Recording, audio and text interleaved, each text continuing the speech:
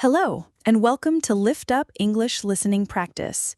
Today, we'll be covering the topic of books. Now, let's begin with part 1. In this part, you will listen to 8 different conversations related to books. You will hear the conversation first, then the question and options later. So, what's the last book you finished? Actually, I just read a historical novel, but it was written in such a modern style that it almost felt like science fiction. Oh, that sounds unusual. Did you enjoy it? Yes and no. I liked the characters, but the ending was predictable. To be honest, I prefer biographies because they're based on real people. I see. But didn't you tell me last week that your favorite book was a fantasy series? True, but I've changed my mind recently. Now I'd rather read something that teaches me lessons from real life. Question 1. What type of book does the man currently prefer? A. Fantasy series. B. Biographies. C. Science fiction. Did you read anything interesting over the weekend? Yes, actually. I started a travel book about Europe. The author describes the cities in such detail, but the style is funny, almost like a comedy show. Really? I thought you usually read romantic novels. I used to, but sometimes the stories felt repetitive. This time I wanted something lighter and more entertaining. I see. Do you think you'll finish it? Definitely. I'm halfway through and I already want to plan a trip myself. Question 2. What type of book did the man start reading last weekend? A. A romantic novel. B. A travel book. C. A comedy book. I finally finished that crime novel you recommended. Oh, nice. Did you manage to guess the ending?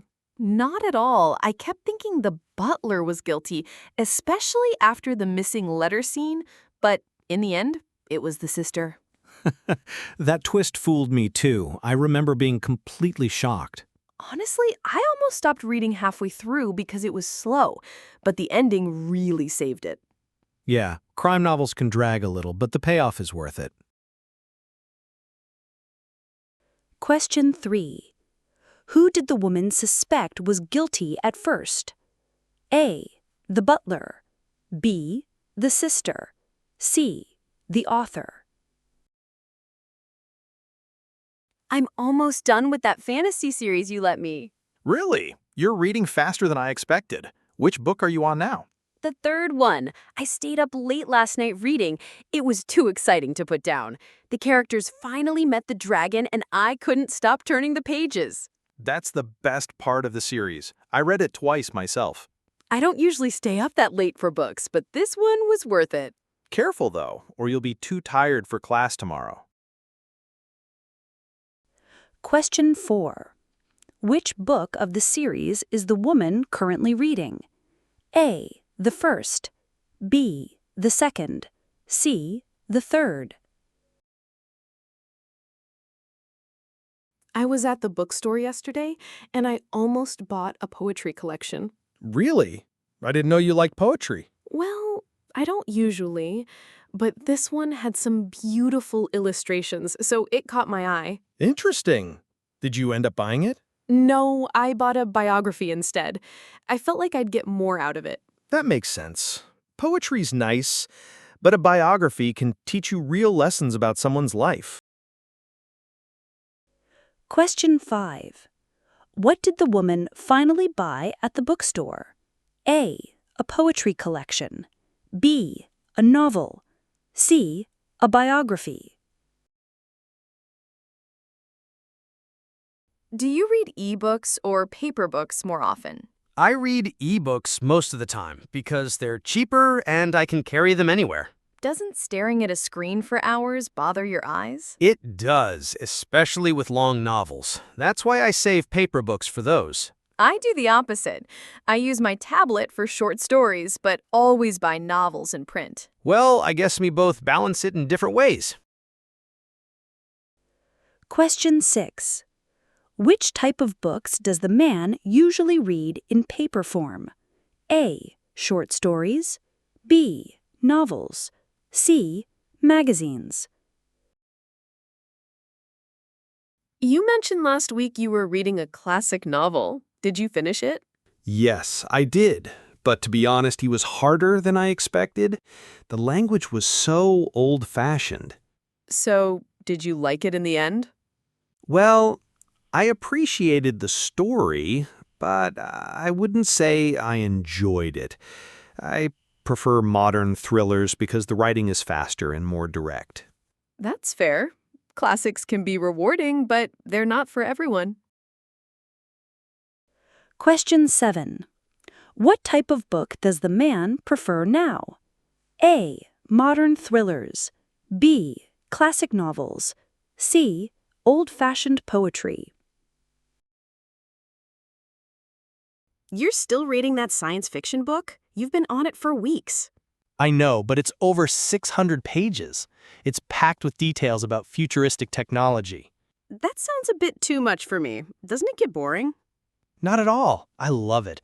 Every chapter makes me imagine what life could be like in 200 years. Well, I guess patience pays off. I'd rather read something shorter. Question 8. Why has it taken the man so long to finish his book? A. It is very long. B. He lost interest. C. He reads slowly. Let's move on to part 2. In this part, you will hear an article about books. After the article, there will be 3 questions. Choose the correct answer for each question based on the content of the article. The timeless power of books. Books are one of humanity's greatest inventions, yet they don't hum, beep, or flash like our modern gadgets. At first glance, a book might seem simple, just ink on paper, but in reality, it is a time machine, a mentor, and a doorway to countless worlds. Think about it. When you open a novel written hundreds of years ago, you are entering the mind of someone who lived in an entirely different world. Through their words, you can laugh with them, cry with them, or see life through their eyes. For example, reading Pride and Prejudice doesn't just tell you a love story. It gives you a glimpse into the customs and values of 19th century England. Books also serve as powerful teachers. They don't raise their voices or demand attention, yet they quietly shape us. A history book can guide us through centuries of human triumphs and mistakes, while a self-help book can push us to make small changes that improve our daily lives. Even fantasy stories like Harry Potter or The Lord of the Rings often contain lessons about courage, friendship, and sacrifice. What makes books truly magical is their ability to connect people. Across cultures and generations, readers share stories and ideas that spark conversation and reflection. The same novel can mean something entirely different to a teenager reading it for the first time and to an adult revisiting it decades later. In an age where information moves faster than ever, books remind us to slow down. They ask us to pause, to focus, and to listen deeply. Whether printed on paper or displayed on a glowing screen, books continue to prove that the written word still carries power to inspire, educate, and transform. Question 1. According to the article, what makes books time machines? A. They allow us to travel physically to different countries.